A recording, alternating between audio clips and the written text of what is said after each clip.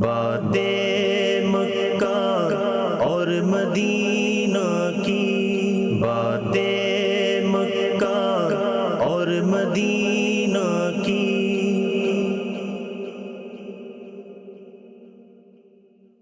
الحمدللہ رب العالمین والصلاة والسلام علی خاتم النبیین، اما بعد فاعوذ باللہ من الشیطان الرجیم، بسم اللہ الرحمن الرحیم۔ الصلاة والسلام علیک یا رسول اللہ وعلی آلک واصحابک یا حبیب اللہ، الصلاة والسلام علیک یا نبی اللہ وعلی آلک واصحابک یا نور اللہ۔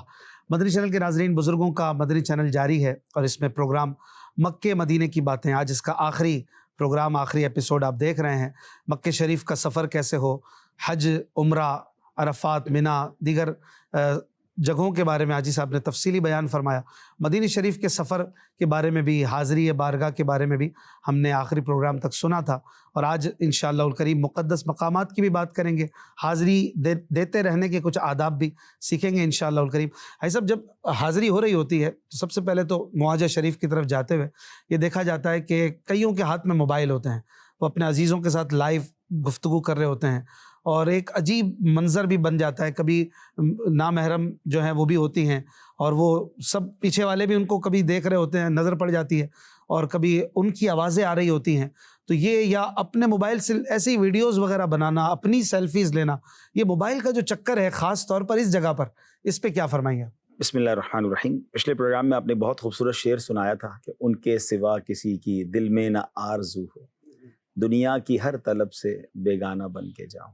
دیکھیں، آپ جب نبی پاک کے دربار میں گئے تو پھر کوئی اور آرزو نہ ہو، کوئی اور تمنا نہ ہو۔ یہ موبائل، یہ سیلفیز، آپ خود سوچیں کہ کوئی والی بات ہے کہ ہم دنیا کے کسی بڑے بندے کے پاس جاتے ہیں، دنیا دار بڑا شخص ہو، تو کتنا فوکس ہوتا ہے کہ کوئی ایسا کام نہ کرے جو اس کو برا لگ جائے، لیکن وہاں جا کر تو ایسا لگ رہا ہوتا ہے کہ دربار رسالت کی طرف توجہ کم ہے، اپنے موبائل پر توجہ زیادہ ہے، میری ذرا سیلفی اچھی بن جائے، لوگوں کو پتہ چل جائے کہ میں حاضری دے رہا ہوں۔ اچھا، آپ کسی کو اگر دکھانا چاہتے ہیں تو یہ وہ دربار ہی نہیں، یہ ویڈیوز تو ویسے ہی موجود ہیں دنیا میں، ٹھیک ہے نا، ویسے ہی لائیو چل رہا ہوتا ہے، وہ اپنے ٹی وی پہ کہیں بھی جا کے دیکھ سکتے ہیں۔ مگر آپ وہی والی بات ہے کہ بعض اوقات تو اتنی زیادہ بے احتیاطی ہوتی ہے کہ وہ لائیو جب دکھا رہے ہوتے ہیں تو ان سامنے والوں کا کیمرہ بھی آن ہے، اب وہ کس کیفیت میں ہے، یہ طواف کے دوران بھی مناظر دیکھنے کو ملتے ہیں، یہ مدینہ شریف میں بھی ملتے ہیں، تو یہ تو بالکل بھی نہیں ہونا چاہیے۔ اچھا، پھر بعض اوقات ان کی آوازیں بھی آ رہی ہوتی ہیں اور وہ اتنا بعض اوقات زور سے بول رہے ہوتے ہیں کہ آس پاس کے لوگوں کی بھی عبادت میں خلل ہو رہا ہوتا ہے، تو موبائل تو میرا خیال ہے جیب کے اندر ہی ہونا چاہیے۔ ان سے یہ محبت اور ان سے ایسا پیار ہے کہ میں اپنی حاضری اکیلا کیوں دوں، ان کے ساتھ دینا چاہتا ہوں، کہ اس لیے کر رہے ہیں، انہیں ساتھ لے آئیں۔ میرا خیال ہے کہ ایسا نہ ہو۔ دیکھیں، بات یہ نا کہ آپ جس کے دربار میں جا رہے ہیں، یہاں تو آوازیں پست رکھنے کا حکم ہے، اور اگر یہاں بے ادبی ہو گئی تو اعمال برباد نہ ہو جائیں، اس کے بارے میں قرآن ہماری تربیت فرما رہا ہے۔ تو یہاں تو بالکل، میں نے جیسے پچھلے پروگرام میں کہا تھا کہ کیفیت ایسی ہو کہ مجرم بادشاہ کے دربار میں آئے، تو مجرم یہ کام تھوڑی کرتا ہے۔ ہم اگر یہ کیفیت بنائے کہ مجھے پکڑ کے لایا گیا اور اب میرے بارے میں کوئی فیصلہ سنایا جانا ہے، تو اس وقت تو بس آنسو ہوں، شرم ہو، درود پاک ہوں اور عرض و معروض ہو۔ یہ چیزیں نہیں ہو رہی، پہلے ہوتی بھی نہیں تھی۔ کیا اس سے پہلے لوگ حاضریاں نہیں دیتے تھے؟ کیا اس وقت تمام لوگوں کو لے کر ساتھ ویڈیو میں جانا ضروری تھا؟ بلکہ میں آپ کی اس بات سے ایک بات مجھے بڑی، جب بھی میں یہ بات کرتا ہوں مجھے واقعہ ضرور یاد آ جاتا ہے کہ ایک بار قدمین شریفین میں میری حاضری ہوئی، اور وہ آپ ذرا غور کریں کہ وہ ویسی بڑا، یوں دیکھا جائے تو دنیاوی لحاظ سے، سائز کے لحاظ سے بڑی کلوز جگہ ہے نبی پاک علیہ السلام کے قدموں میں بالکل۔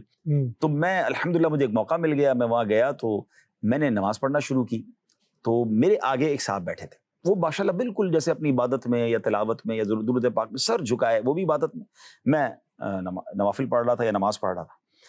تھوڑی دیر ہوئی تو پتہ نہیں ان کو کیا ہوا، ان کو پتہ چل گیا کہ میں ان کے پیچھے ہوں۔ اچھا، یہ بھی ایک بڑا وہاں پر خبط سوار ہے کہ دنیا کا کوئی ایسا بندہ جس کو تھوڑی بہت شہرت ملی ہوئی ہے وہ نظر آ جائے، کیونکہ وہاں تو پوری دنیا کے لوگ آ رہے ہوتے ہیں، تو میں اس کے ساتھ سیلفی کھنچوا لوں۔ اب روضہ رسول پر، اب آپ خود سوچیں، میں نے جو جملہ کہا نا، میرا معاملہ جو میں کہنا چاہ رہا ہوں سمجھ آ جائے گا ناظرین کو۔ تو میں نماز پڑھ رہا ہوں، تھوڑی دیر بعد انہوں نے پیچھے مڑ کے دیکھا کہ میں نماز پڑھ رہا ہوں، تو انہوں نے اب اپنا موبائل نکالا اور میرے ساتھ وہ جیسے خود بیٹھے بیٹھے سیلفی لے رہے تھے یا ویڈیو لے رہے تھے۔ میں نے نماز سے فارغ ہوا، میں نے ان کو دیکھا، میں نے آگے بڑھ کے ان کے کان میں ایک بات کہی، میں نے کہا شہنشاہ کے دربار میں غلام پر توجہ نہیں دی جاتی۔ واہ واہ، تھوڑی دیر پہلے آپ کتنے فوکس کے ساتھ عبادت کر رہے تھے، آپ کن کاموں میں لگ گئے؟ یہ کیا کر میں پھر نماز پڑھنے لگ گیا۔ تو اس بیچارے نے سمجھ گئی بات، اس نے موبائل جیب میں رکھ لیا۔ لیکن آپ خود سوچیں کہ ایک بادشاہ کے دربار میں آیا ہوں، خیرات بادشاہ سے لینی ہے، اور توجہ بادشاہ کے دربار سے ہٹا کر اسی کے غلام کے اوپر میں توجہ دے رہا ہوں۔ جتنے سارے غلام ہیں اس دربار کے، آپ کسی پر توجہ نہ دیں, آپ صرف اور صرف بارگاہ رسالت کی طرف توجہ رکھیں اور ان چیزوں سے نکل آئیں.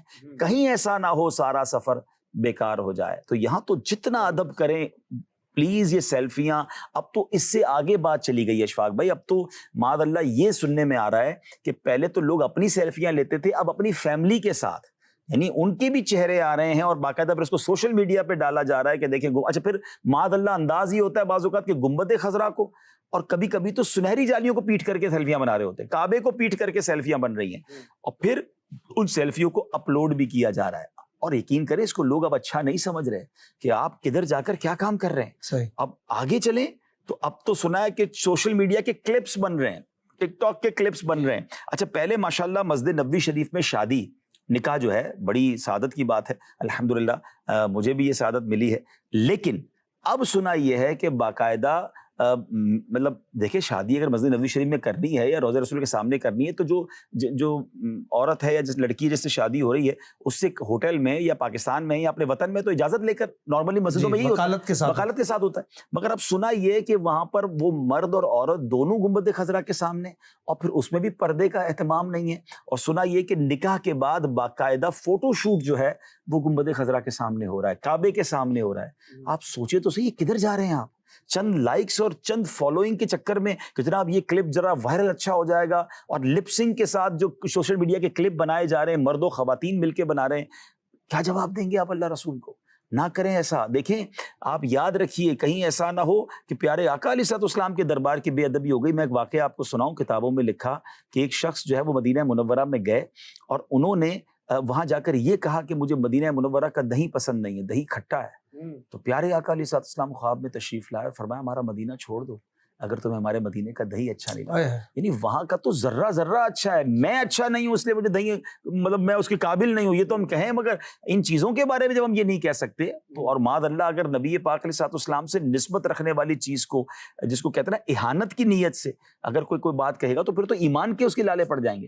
تو بہرحال بہت ادب کا مقام. اس حوالے سے بڑا پیارا جملہ کہا تھا کہ حضور علیہ الصلوۃ والسلام کو اپنے مدینے سے بڑی محبت اور مدینے کی بڑی غیرت ہے. ایسا ہی ہے. اور یہ جو بات ہے نا کہ اگر کوئی مدینے کی توہین معاذ اللہ کرتا ہے یا ہلکے انداز میں وہاں رہتا ہے تو اس کو گویا کہ نکال دیا جاتا ہے یا اسے کہہ دیا جاتا ہے. یہ بڑی لاجیکلی بات ہے. آپ کے گھر میں کوئی مہمان آئے, آپ کے گھر کا خیال نہ رکھے, آپ کے گھر میں گندگی کرے, شور مچائے اور آپ کو جاتے جاتے بھی جناب کو شکریہ بھی ادا نہ کرے تو آپ کیا کہتے ہیں بڑا بدتمیز مہمان تھا, اگلی بار اس کو نہیں بلانا. اور ایک مہمان آئے آپ کے گھر کی صفائی کا بھی خیال رکھے, بڑا ایٹیکیٹ والا ہو, بڑا مینرز والا ہو اور جاتے جاتے آپ کو دعائیں بھی دے کے جائے, آپ کا شکریہ بھی ادا کرے, آپ کہتے تحفہ بھی دے کے جائے, تو آپ کہتے ہیں یار کتنا اچھا مہمان تھا. تو یہاں میں ایک فارمولا عرض کرنا چاہتا ہوں کہ جو یہ چاہتے ہیں کہ میری بار بار مدینہ منورہ میں حاضری ہو وہ اچھے مہمان بن کر رہیں.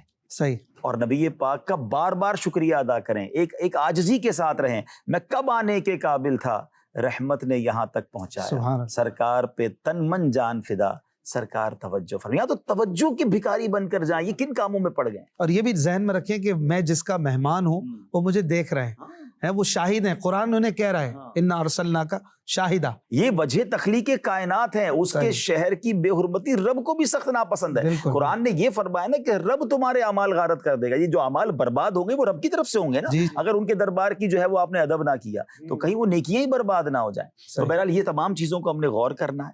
مسجد نبوی شریف میں وقت گزاریں. ایک حدیث سنا دیتا ہوں کہ ان کاموں کو چھوڑیں, کوشش کریں کہ 40 نمازیں بلکہ تمام ہی فرض نمازیں آپ جتنے ٹائم رہ رہے ہیں وہ مسجد نبوی شریف میں ادا کریں.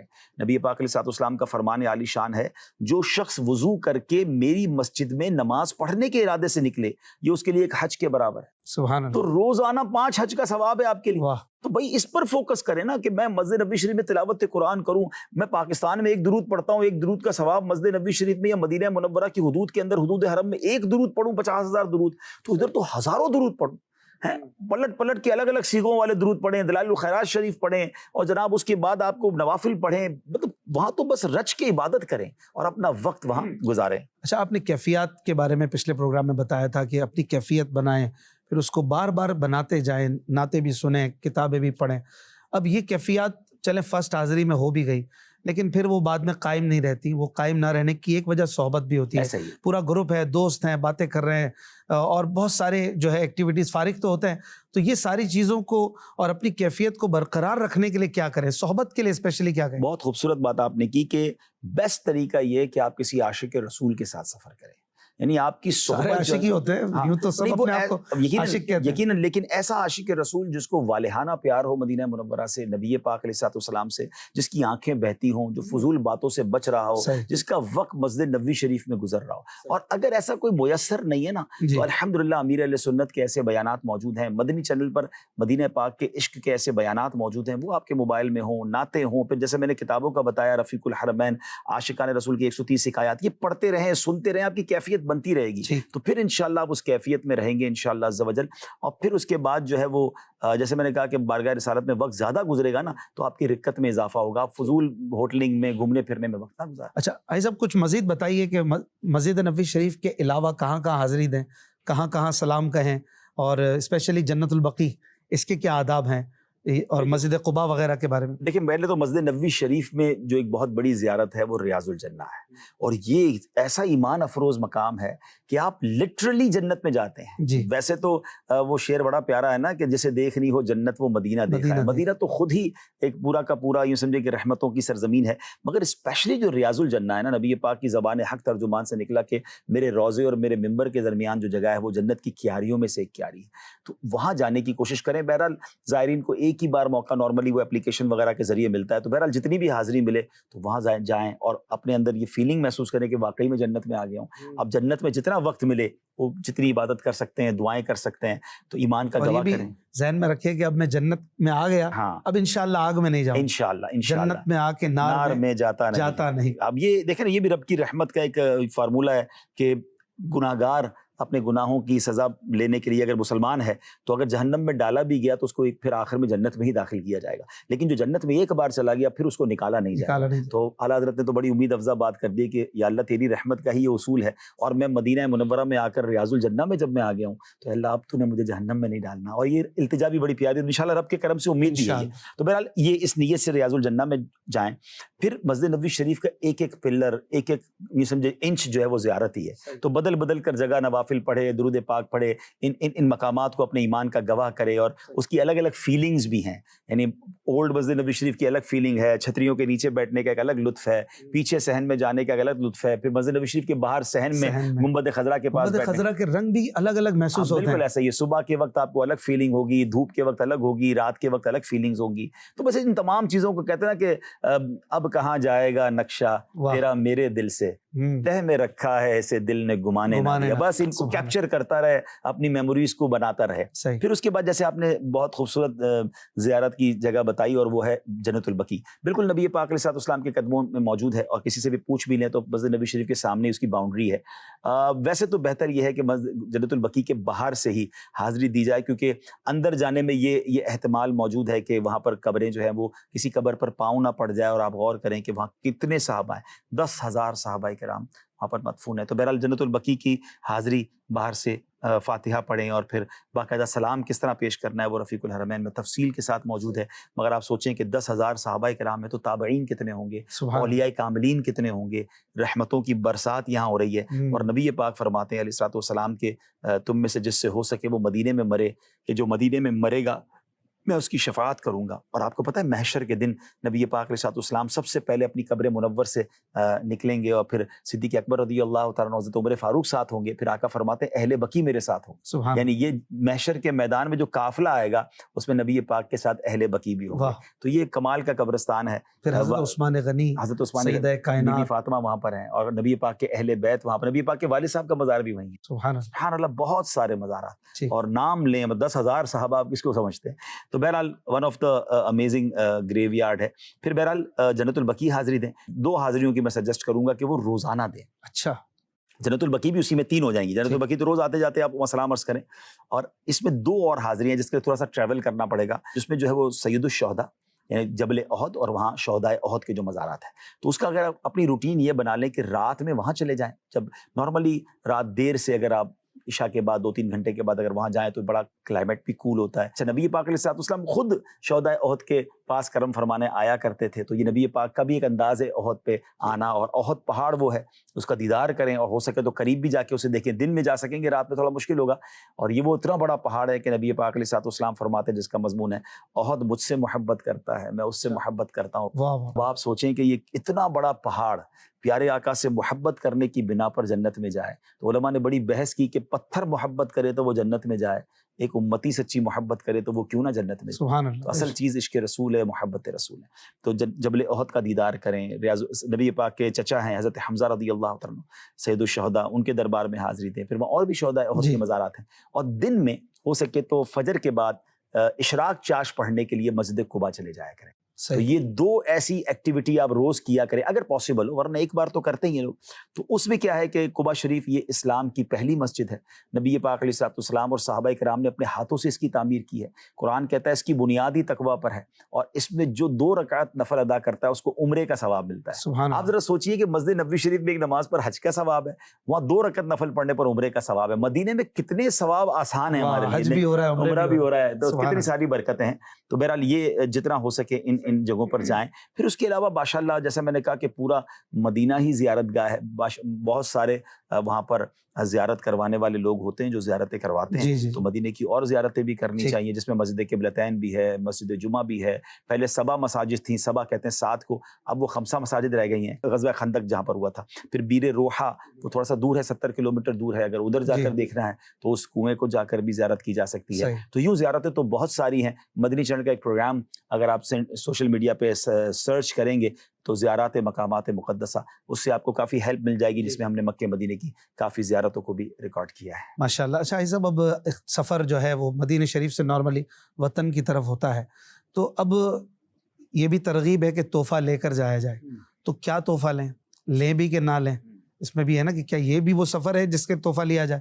اور پھر یہ بھی مشورہ دیں کہ شاپنگ کہاں سے کریں, مکے سے کریں, مدینے سے کریں, جدہ سے کریں, یہ 3 سٹی پہ نارملی جانا ہوتا ہے. دیکھیں اب بعض اوقات کیا ہوتا ہے کہ یہ شاپنگ کا جو بھوت ہوتا ہے نا, اس کی وجہ سے بہت ساری عبادتوں سے لوگ رہ جاتے ہیں. صبح بھی شاپنگ ہو رہی ہے, شام ہو رہی ہے, پھر برابر والے سے پوچھ رہے ہیں تم کیا خرید کے لائے ہو, اچھا کتنے کا خریدا ہے, تو یہ اسی میں رہ جاتے ہیں اور کئی گھنٹے شاپنگ میں چلے جاتے ہیں. جی. تو میرا خیال تو یہ ہے کہ وہاں سے اللہ کرے کہ نبی پاک کے عشق کی خیرات لے آئیں, پیارے آقا سے شفاعت کی خیرات لے آئیں. اب دوسروں کو کیسے دیں گے؟ اب ان کے لیے تبرک لے آئیں. تبرک کے لیے کیا ہے کہ زمزم شریف اور کھجور کافی ہے, تسبیحات وغیرہ لے لیں, اور اس میں بھی زیادہ ٹائم نہ لگائیں. میں آپ کو اپنے ایک گھنٹے میں کام ہو سکتا. میں تو اپنی عادت آپ کو بتا دیتا ہوں, شاید کہ ہر کسی کو سمجھ نہ آئے, کہ میں کوشش کرتا ہوں کہ کسی کو کہہ دیتا ہوں یار اتنے کلو کھجور لے لینا, اور اس طرح کی 1-2 درجن تسبیحاں لے لینا, اور زمزم شریف تو ویسے ہی ایئرپورٹ پہ مل جاتا ہے, تو بس ٹھیک ہے, کافی ہے. اور اگر پھر بھی کوئی چیز لینی ہے تو وہ آپ والی بات ہے کہ 1-1.5 گھنٹہ ٹارگٹ رکھے کہ میں نے ایک مارکیٹ میں جانا ہے اور 1-1.5 گھنٹے میں وہاں سے نکل آنا ہے, میرا 1-1 منٹ قیمتی ہے. آپ یقین کریں یہ ساری چیزیں دنیا میں کہیں سے ہم خرید سکتے ہیں, مگر مدینے کی وہ فضائیں, وہ عبادتیں, وہ نیکیاں, تو کوشش کریں مارکیٹ میں. اچھا پھر یہ غفلت والا ماحول ہوتا ہے, جب ایک جگہ آپ جائیں گے تو آپ کا جی چاہے گا اور ٹائم گزاروں, تو ان چیزوں میں وقت نہ گزاریں. اور پوری دنیا پڑی ہے شاپنگ کے لیے, یہاں کوشش کریں کہ آپ عبادت میں اور مسجد میں وقت گزاریں, تو یہ انشاءاللہ آپ کو بہت فائدہ دے گا. ماشاءاللہ, زبردست. اچھا, کھانے پینے کی کیا روٹین رکھنی چاہیے اس سفر میں؟ جیسے پہلے تو میں نے کہا اگر ممکن ہو تو روزہ رکھیں, اور روزے میں بھی لائٹ رہیں.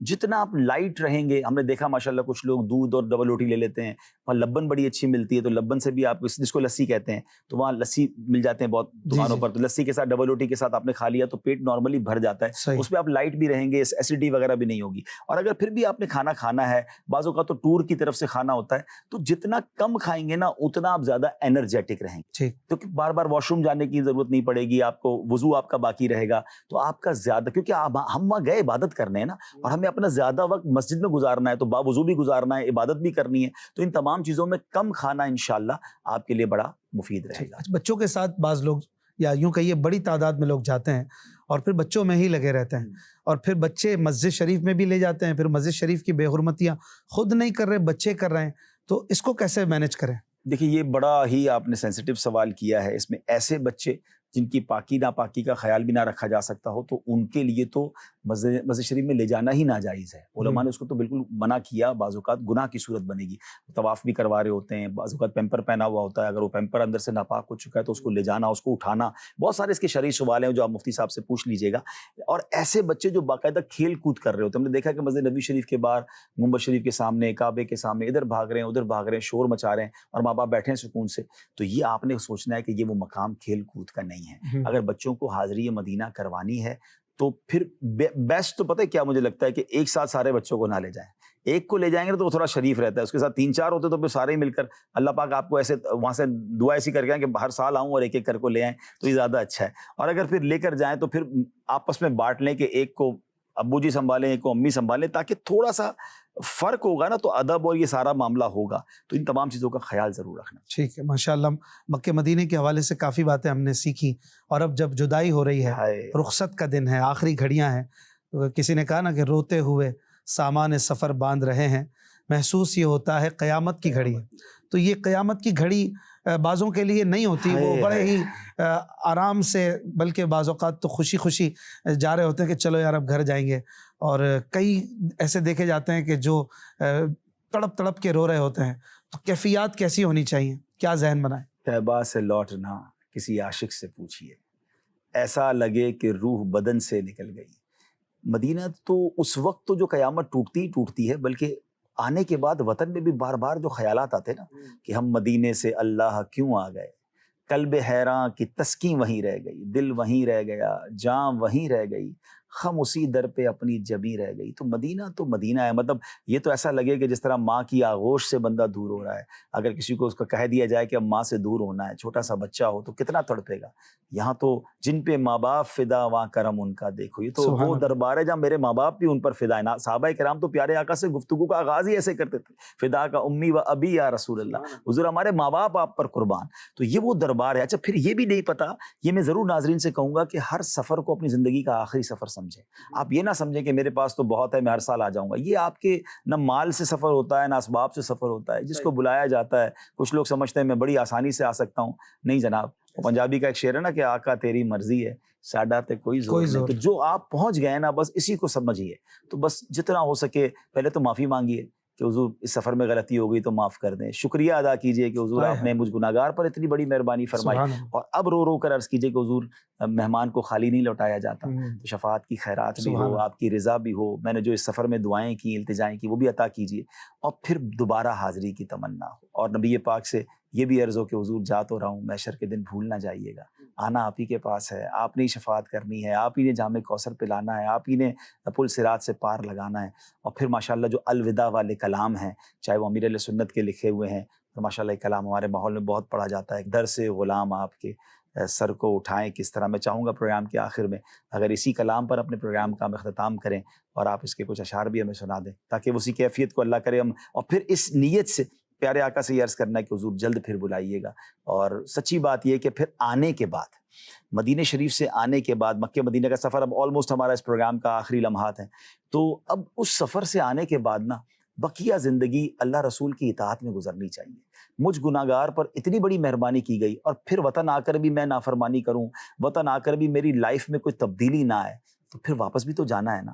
اچھے مہمان بن کر رہے، اور واپس آ کر اگر آپ سدھر جائیں گے اور آپ بہتر ہو جائیں گے، انشاءاللہ پھر بلایا جائے گا۔ سبحان اللہ، سبحان اللہ۔ لوٹ کے اب چلے غلام، لوٹ کے اب چلے غلام، لیجیے آخری سلام، لیجیے آخری سلام، لیجیے آخری سلام، پھر یہ غلام آپ کے لوٹ کے آئیں کس طرح،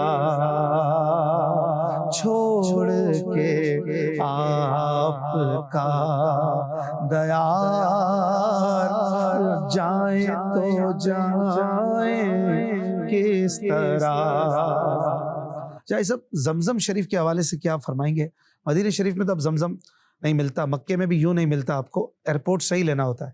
بعض لوگوں کو یہ نہیں پتہ ہوتا، وہ خالی ہاتھ آ جاتے ہیں یا شہر سے لینے کی کوشش کرتے ہیں. کیسے لیں؟ پر پاسپورٹ کتنا ملتا ہے؟ پہلے تو مدینہ شریف میں اور مکہ شریف میں زیادہ سے زیادہ زمزم پئیں. اپنے ہوٹل میں بھی کوشش کریں کہ آپ زمزم پئیں. صحیح. تو اس کا طریقہ یہ ہے کہ بعض اوقات تو اسٹورز پہ گیلن مل جاتے ہیں، جی. بعض اوقات ہوٹل والے بھی اب مہیا کر دیتے ہیں، یا پھر آپ حرمین طیبین مسجدین کریمین کے باہر جو کولر لگے ہیں وہاں سے بھر کر گھر بھی اگر زمزم شریف مل جائے تو لا سکتے ہیں. اچھا، وطن لانے کے لیے مدینہ ایئرپورٹ پہ بھی تو ہے کاؤنٹر ہے، مدینہ ایئرپورٹ پہ بھی کاؤنٹر ہے، جدہ پہ بھی ہے. تو اب وہاں آپ جب ایئرپورٹ کی طرف اندر جاتے ہیں تو وہاں پہلے کسی سے جو سامان کی ٹرالی چلانے والے ہوتے ہیں ان سے پوچھتے ہیں بھائی زمزم کہاں سے ملے گا. تو باقاعدہ وہاں کاؤنٹر بنے ہوتے ہیں، وہاں آپ جائیں، بڑے مناسب پیسوں میں 8 9 10 ریال شاید وہ لیتے ہیں. اس کو جو ہے وہ آپ جتنے پاسپورٹ دیں گے اتنے وہ آپ کو مل جائے. پر پاسپورٹ ایک ملتا ہے تو اتنے ہی لیں. بعض لوگ بحث کرتے ہیں ان سے زیادہ لینے کے لیے، وہ نہیں دے سکتے. اگر وہ زیادہ دے بھی دیں گے تو آگے ایئر لائن والے کی طرف سے آپ کو پرابلم ہوتی ہے، کیونکہ ان کو الاؤ، کیونکہ یہ وزن کے بغیر ایئر لائنیں الاؤ کرتی ہیں. اگر آپ اپنے وزن میں لے جانا چاہیں گے تو پھر وہ ظاہر آپ کا باقی چیزیں رہ جائیں گی، اور اس پہ بھی بعض اوقات وہ الاؤ نہیں کرتے. تو بس جتنا مل رہا ہے صبر شکر کریں اور ایک بندے پر ایک کیلن لیں. اور واپسی جاتے ہوئے امیگریشن پہ بیگ میں بھی بڑے مسائل ہوتے ہیں. اب آپ کا 23 کلو ہے یا 30 کلو ہے، 40 کلو بھی ہے، میکسیمم اتنا ہوتا ہے. لیکن وہ ہمارے یہاں شاپنگ کا وہ جو کلچر ہے، اب اتنا زیادہ بیگ ہیوی ہوتا ہے کہ وہ آپ نے فرمایا تھا نا، تو بیگ کو بھی سانس لینا، بیگ بھی ٹوٹنے کا خدشہ ہوتا ہے. بعض اوقات پھر اتنے پیسے وہ ڈیمانڈ کرتے ہیں کہ پھر آپ کی جتنے کی شاپنگ نہیں ہوتی اتنے پیسے دینے پڑتے ہیں. تو آپ کو اپنی ٹکٹ کو اچھی طریقے سے پڑھ لینا چاہیے کہ مجھے کتنا وزن الاؤ ہے، اور ہو سکے تو اپنے ہوٹل میں ہی اگر کہیں سے انتظام کر لیں تو وزن کا کانٹا مل جاتا ہے. اپنا وزن ہوٹل میں ہی چیک کر لیں. ایئرپورٹ پہ آپ کے پاس اتنا ٹائم نہیں ہوگا کہ آپ اس سامان کو نکال سکیں. بعض اوقات ہم نے لوگوں کو ایئرپورٹ پہ اپنا سامان چھوڑتے دیکھا ہے، اور انہوں نے حساب کیا کہ یار 500 700 800 ریال وزن کا دینا ہے تو اتنے کا تو سامان ہی نہیں ہے. تو کھجوریں وغیرہ میں نے ایئرپورٹ پہ بانٹتے ہوئے لوگوں کو دیکھا، کھا لو بھائی ورنہ تو میرا تو وزن زیادہ ہو گیا. تو خریداری کرتے وقت بھی ہمیں پتا ہونا چاہیے کہ ہمارا واپسی کے لیے جو لگیج ہے وہ کتنا الاؤ ہے، اتنی اس کے مطابق ہی لینا چاہیے. الحمدللہ. یہ ناظرین تقریباً آلموسٹ 6 گھنٹے کا پروگرام ہوا، مکہ مدینے کی باتیں، یہ سیزن مکمل ہوا، اور حاجی صاحب نے بھی ماشاءاللہ بڑی تفصیلی باتیں بتائیں. ایسا اتنا تفصیلی، اتنا طویل کبھی آپ نے 6 گھنٹے کا کوئی تربیت اجتماع بھی کیا ہے؟ دیکھیں یہی پروگرام جو ہے حج تربیتی اجتماع 3 ساڑھے 3 گھنٹے کے تو ہوتے ہیں. آپ 6 گھنٹے اس لیے کہہ رہے ہیں کہ 12 ایپیسوڈ. الحمدللہ.